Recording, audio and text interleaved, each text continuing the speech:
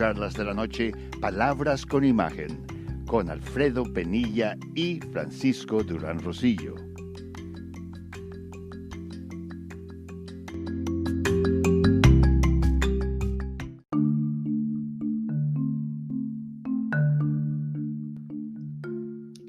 Bienvenidos a una edición más de Charlas de la Noche, Palabras con Imagen. Imagínese, el presidente Andrés Manuel López Obrador, en su reciente visita a los Estados Unidos, declinó por darles una cita a los empresarios mexicanos y líderes mexicanos para reunirse con ellos.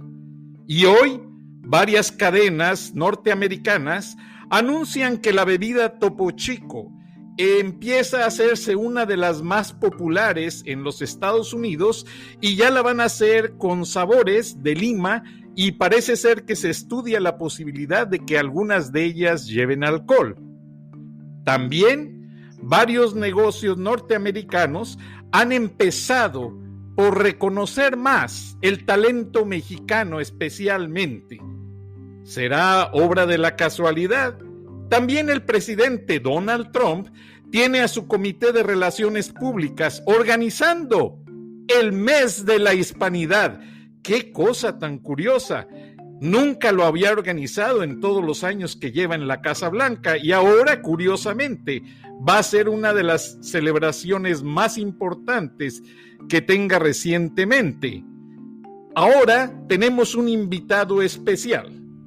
Enrique Perret, presidente de la organización USA México o Estados Unidos México, una fundación que ve precisamente por todos ustedes, profesionistas.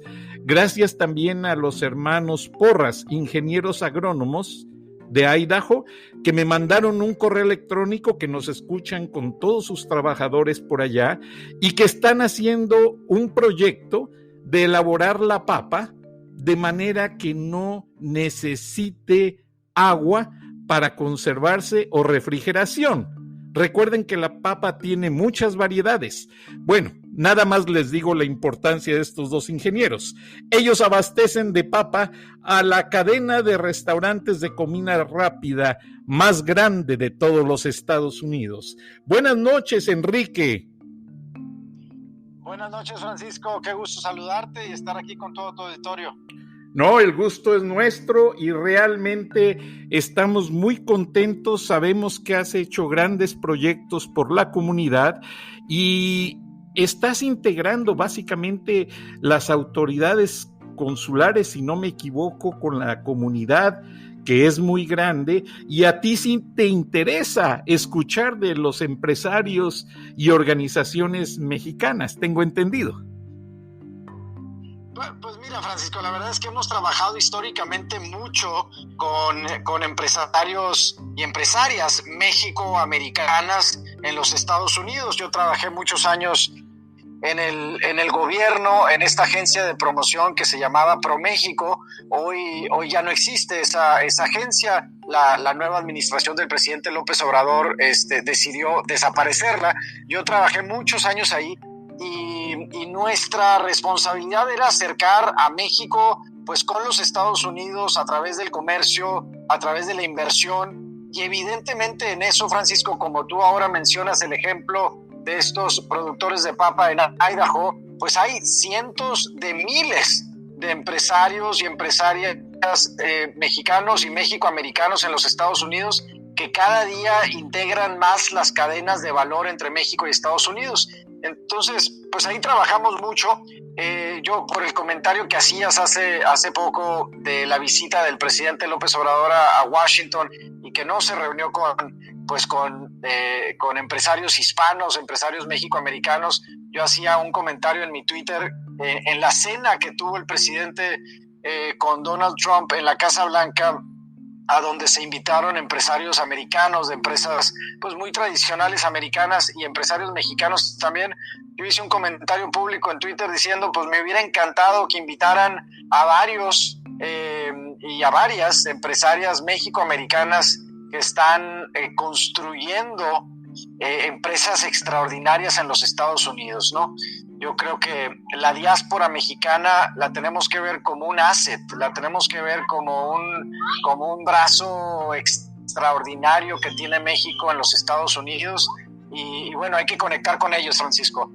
Efectivamente, ¿quién se iba a imaginar? Estoy haciendo un reportaje para este programa en el cual se habla de que anteriormente la tortilla pues era un icono simplemente para identificar a los tacos mexicanos y no se comía tanto.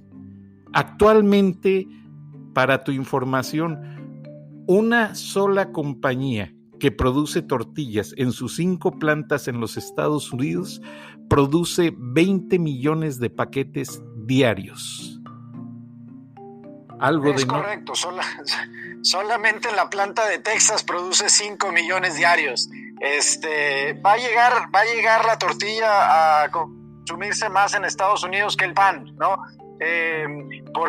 Porque además tiene pues unos nutrientes y una calidad mejor y más saludable que el propio pan, incluyendo y diciendo también pues que una empresa mexicana productora de pan, pues tiene también un mercado enorme en los Estados Unidos. La Bimbo, que de hecho ya compraron varias firmas de productoras de pan y de hecho tengo entendido que ya todos los panes de barra que se comen en Estados Unidos de marca son hechos por Bimbo, Sara Lee y varios más. Es correcto, y así nos podríamos seguir, Francisco. Mencionabas ahorita la marca Topo Chico, pues Topo Chico también, además de ser una marca tradicional mexicana, pues quienes eran los dueños hasta hace muy poco, la empresa Arca Continental, embotelladores de Coca-Cola en México, en Monterrey, quienes ahora tienen una empresa enorme en Texas y en Oklahoma, de producción de Coca-Cola, además de otros muchos productos, ¿no? Efectivamente, y todo esto viene a integrar, como tú bien lo has mencionado, pues parte del crecimiento de este país. Y yo creo que el presidente Donald Trump está tratando de corregirse ahora al reconocer que debe de seguir celebrando el mes de la hispanidad en septiembre. Ojalá y lo haga. Pues ojalá que sí, por el bien de la comunidad y por el bien de la integración entre México y Estados Unidos, Francisco. La población, pues ya, la población hispana, pues ya 60 millones de personas, de la cual la mayoría son mexicanos y mexicoamericanos, pues es una población que tiene un peso enorme en la vida cotidiana de los Estados Unidos. Evidentemente, el poder adquisitivo de toda esta comunidad está creciendo enormemente, a pesar de que pues esta pandemia ha pegado muy fuerte en la comunidad, hay que decirlo, así como en la comunidad afroamericana, también en la comunidad hispana. Nosotros por ahí a través de la fundación estuvimos apoyando al Consulado de México en Nueva York, puesto que fue la ciudad en donde más muertes hubo de mexicanos en esa región. Y bueno, son familias que pues al final del día muchos de quienes murieron eran pues la cabeza del hogar, ¿no? Madre o padre o tío o abuelo o abuela, y estuvimos ahí pues haciendo un levantamiento de capital para apoyar a estas familias de mexicanos en Nueva York, pero lo mismo sucede en Chicago, lo mismo en la Florida, lo mismo en California, no se diga, en Texas, y cada vez más, Francisco, en ciudades o en estados en donde pues tradicionalmente no había una comunidad tan grande de hispanos, pero ahora cada vez es más grande. El mismo caso de Idaho o de Washington State o de Michigan o de Minnesota, cada vez con una comunidad más grande, y que pues evidentemente en las elecciones van a tener un peso específico, ¿no? Efectivamente, yo me temía que esta celebración del mes de la hispanidad en Washington, ojalá y no vaya a ser con fines meramente electoreros, porque me pondría muy triste. Ahora, básicamente, Enrique, yo quiero ofrecerte un public service announcement para que cuando quieras te cedemos un espacio del programa para que contactes a parte de nuestra audiencia. ¿Cómo te puede contactar la gente que quiera ayudar, que quiera ser voluntario de tu organización? Porque se me hace muy interesante lo que haces y te agradezco a nombre de la audiencia lo que hiciste por toda esa gente que padeció del COVID-19 en Nueva York, en la Florida y en todas partes. Es digno de agradecerse y de mencionarse, porque supe que llegó un avión de la Fuerza Aérea Mexicana con las cenizas de 250 personas a México, pero hasta ahora ya sé quién estuvo detrás de ese enlace.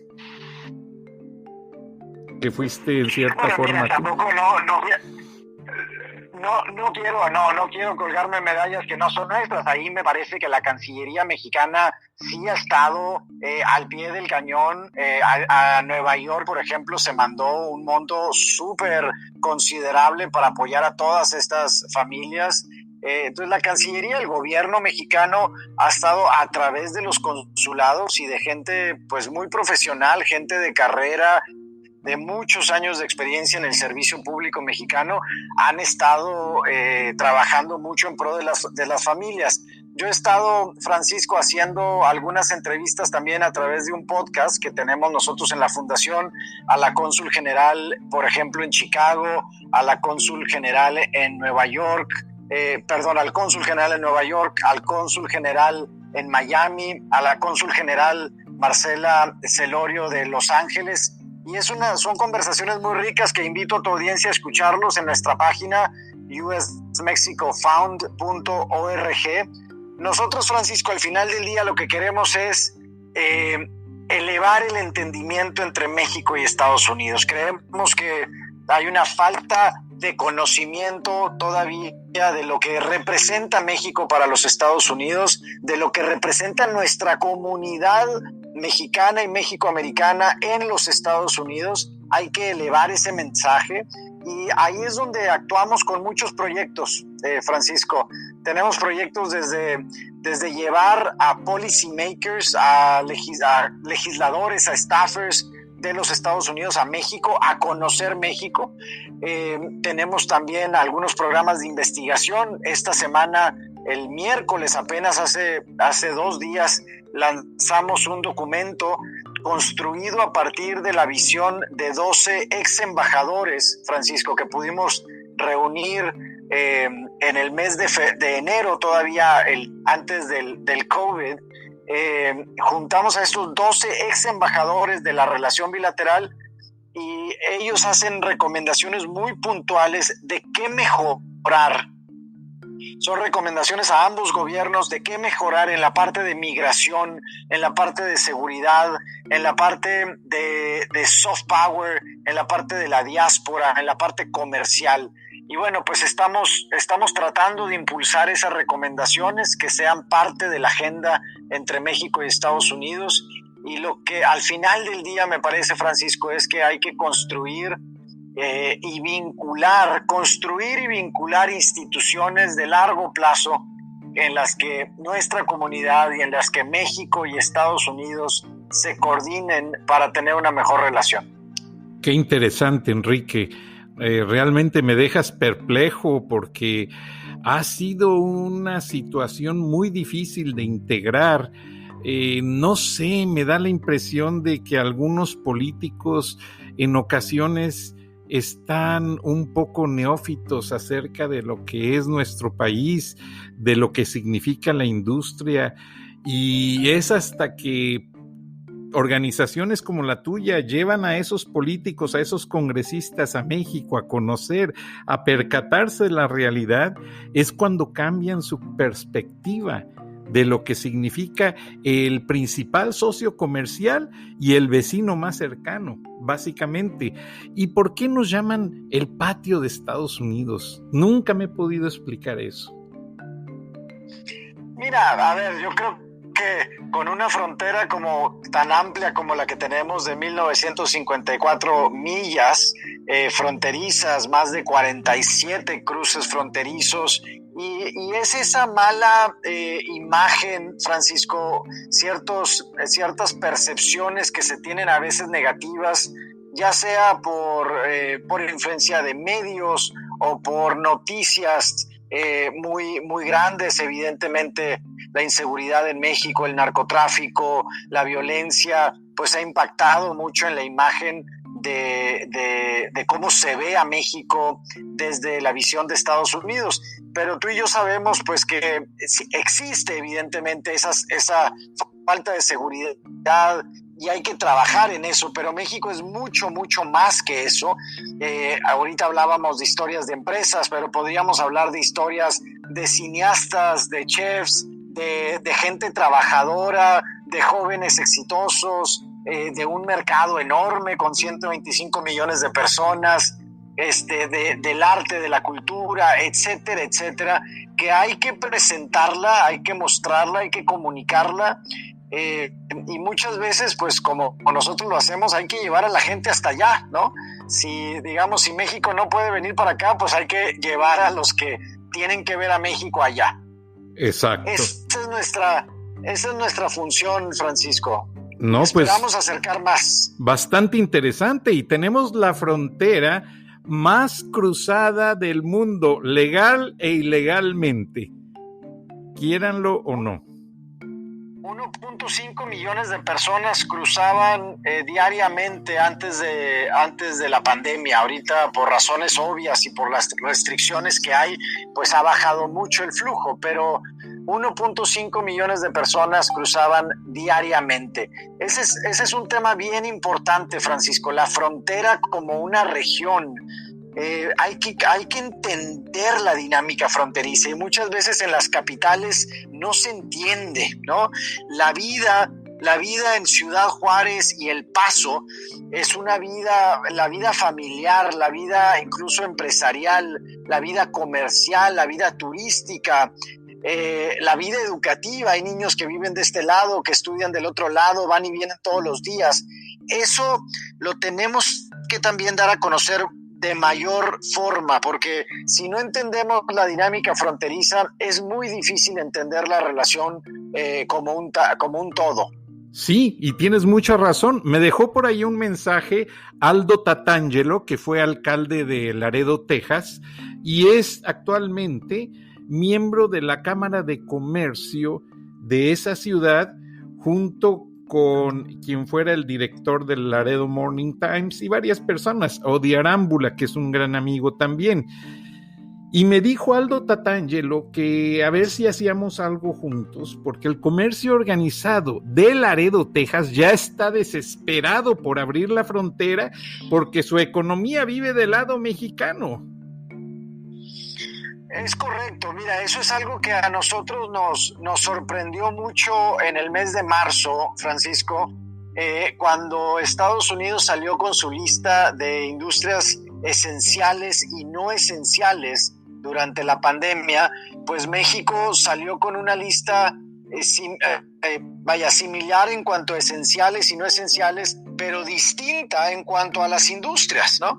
Y dos economías que hemos dicho que construyen productos juntos, que operan sistemas de cadenas de suministro juntos, como la aeroespacial o como la automotriz o como eléctrico-electrónico, todas las manufacturas que vemos en la frontera, desde Laredo, Ciudad Juárez hasta Tijuana, etcétera, pues no es posible que no hayamos tenido un proceso ordenado de coordinación durante una crisis como esta pandemia, ¿no?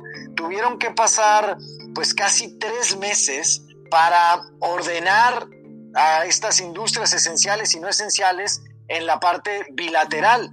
Hoy están operando en México pues casi el 100% de las manufacturas y están exportando todas esas empresas, obviamente con ciertas limitantes y restricciones por obvias razones, pero me parece que la parte comercial pues es hoy columna vertebral de la integración entre México y Estados Unidos, con exportaciones e importaciones enormes. A partir del NAFTA la integración comercial creció pues muchísimo, y hoy además, Francisco, con un nuevo tratado comercial que fue implementado apenas hace un par de semanas, el 1 de julio, hay que utilizar eso como plataforma. Hay que utilizarlo como plataforma y una nueva integración, una mayor integración entre México y Estados Unidos. Sí, y perdona que te interrumpa. Pues como te comenté, yo trabajé 19 años en Turner Network Televisión, ocupé varios puestos, estuve en Programming and Acquisitions, fui coordinador de investigaciones, hice muchas cosas, también los subtitulajes, los supervisaba para todos los canales, y algo que me sorprendió muchísimo es que la distribución de películas de Warner Brothers, New Line Cinema y Castle Rock les interesa más el mercado mexicano más que cualquier otro mercado. Y ayer escuché que la compañía de cines AMC, que es la más grande de Estados Unidos y la más grande del mundo, declara a México, la India y China como sus mejores consumidores de películas en el mundo. Y ahora las ventanas de los estrenos ya no van a ser de 3 meses en las salas, van a ser ahora de 3 semanas, y de ahí se llevan a la distribución en las plataformas de películas como Netflix, Hulu y todas esas que están teniendo tanto éxito, pero reconocen que si no fuera por las salas de cine en México, realmente a estas alturas los estudios estarían perdiendo muchísimo a nivel mundial, no por la pandemia, porque eso pues está ya pasando, pero el cine tuvo una declive. Y si tú te diste cuenta, llegó ese glamour y esa gran oportunidad a los directores y cineastas mexicanos, y en cierta manera le dieron un realce al consumo de películas en México y otros países de Latinoamérica, que finalmente les vino a caer pues muy bien. Mira, a ver, la industria del cine en México, o de la exhibición del cine, Francisco, pues al menos los últimos 20 años, después de que se privatiza la industria, porque hace algunos años todavía era una industria nacional, ¿no? Del gobierno mexicano, y se fijaban precios, etcétera. Después de eso, además del emprendimiento de familias mexicanas en el cine, como lo fue Cinemex en su momento y Cinépolis, hoy las 2 cadenas de cine más grandes, no solamente de México, sino son 2 empresas mexicanas que tienen inversiones. Bueno, Cinépolis está en Brasil, en la India, está en España y está por supuesto en Estados Unidos haciendo inversiones enormes en cadenas de cines en Estados Unidos, y lo mismo Cinemex con cines también en Latinoamérica y en Miami, en la Florida. Es el primer país que ellos inventaron.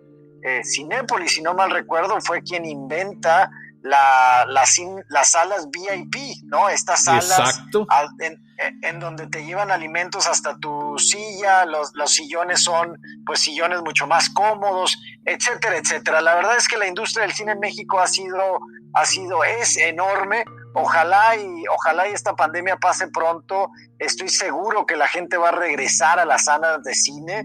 Si bien tú dices, bueno, se van a cortar los tiempos entre que sale al cine y luego sale a las plataformas, ahora va a ser mucho más rápido, sí, pero también va a haber mucho más contenido, Francisco, y las salas de cine a lo mejor pues van a tener una rotación más periódica de películas. Antes las películas a lo mejor se quedaban 2 o 3 semanas en cartelera, pues a lo mejor ahora se van a quedar una semana y a la siguiente va a llegar otra película y otra película.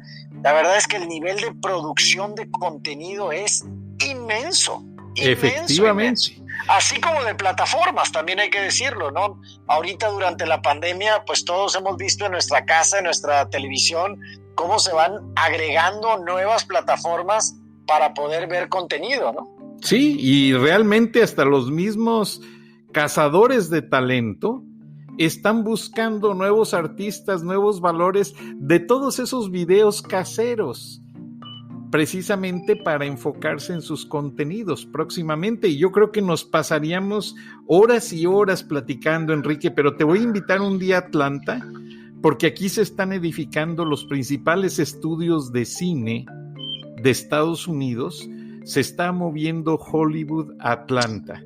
Y hay muchísimos estudios ya empezando, algunos todavía bajo construcción, pero me dijo un amigo que cuando empiecen a llegar artistas latinos a producir, me va a avisar para que estemos haciendo algo interesante y yo te voy a pasar los datos.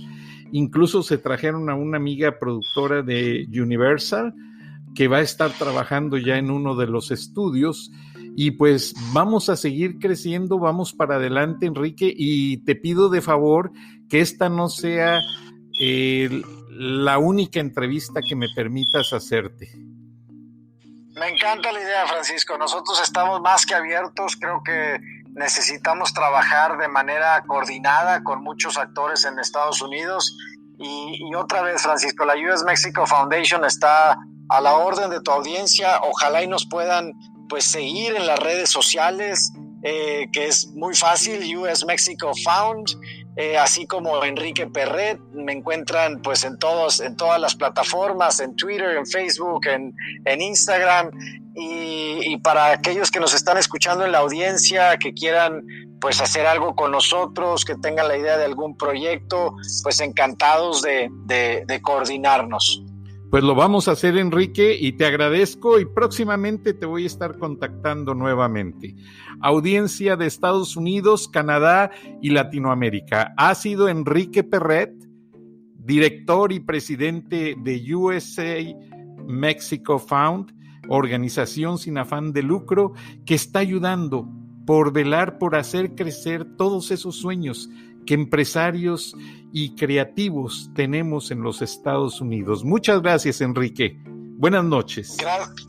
Gracias a ti, Francisco. Buenas noches.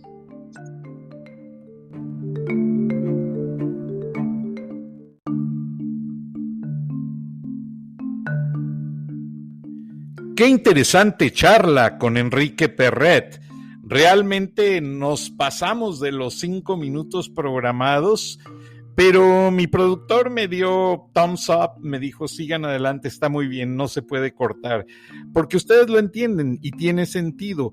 Cuando hay una entrevista interesante y se fragmentan los temas o se mutila la charla, pierde todo sentido, se pierde el contexto, se pierden muchas cosas y realmente no vale la pena. Así que a nuestro invitado de esta tarde le habló la producción y quedó perfectamente de acuerdo para el lunes hacer esa entrevista. Y aparte, les aviso que vamos a seguir haciendo los programas con el doctor Alfredo Penilla, que está atendiendo unos asuntos personales en Monterrey, en su natal Monterrey, y después ya nos integraremos básicamente. Alf, te mando un fuerte abrazo, sé que eres fuerte, sé que vas a resolver todo y nuestros parabienes en todo. Te esperamos aquí en el equipo de la producción, a ti y a todos tus colaboradores. Vamos a estar deseosos de recibirlos nuevamente. Y a la audiencia de Charlas de la Noche, Palabras con Imagen, pues no me queda más que agradecerles la oportunidad de abrirnos el espacio y me adelanté un poco con la historia de los ingenieros Porras, que son ingenieros agrónomos graduados del TEC de Monterrey, y no sé si ustedes han escuchado que hay más de 300 variedades de papa en el mundo. Bueno, también a lo mejor posiblemente ustedes escucharon que de esas variedades se han llevado varias a la estación espacial donde se preservan, y en la Antártica hay una bodega donde se guardan semillas y se guarda todo tipo de cosas que se cultivan precisamente por si hubiera una plaga o se dañara alguna semilla. Bueno, allí se guardan. Ahora, el proyecto de Eloy Porras no tiene nada que ver con Monsanto Bayer. Monsanto es una empresa agrícola, química básicamente, y que Bayer la adquirió. Y lo que Monsanto venía haciendo era alterar las semillas de cultivo.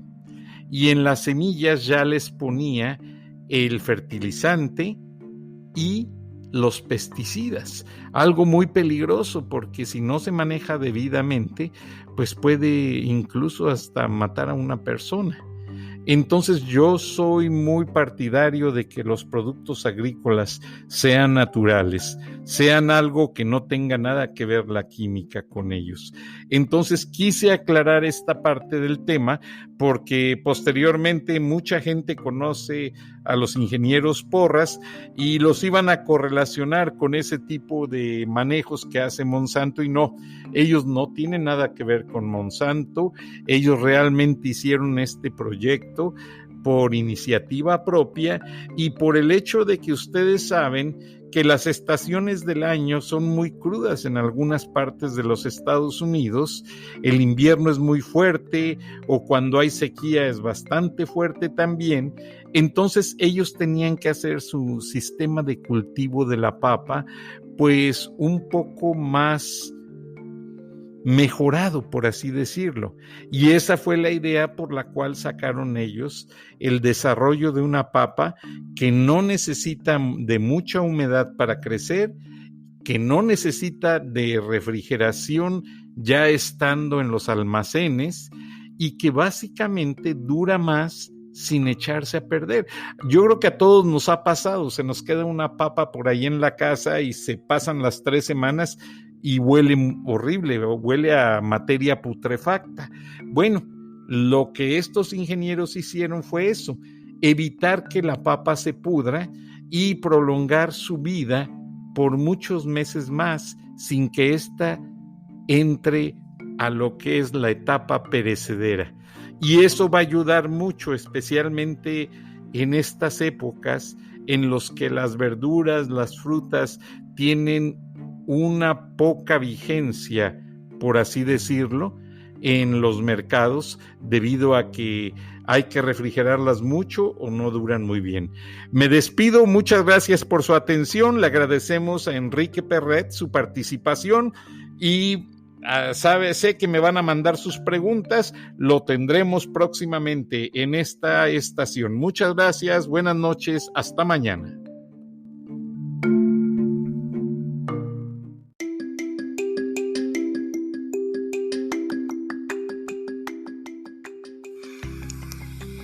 Escuchaste el análisis de la noticia, transparente como el agua, con el periodista Francisco Durán Rosillo.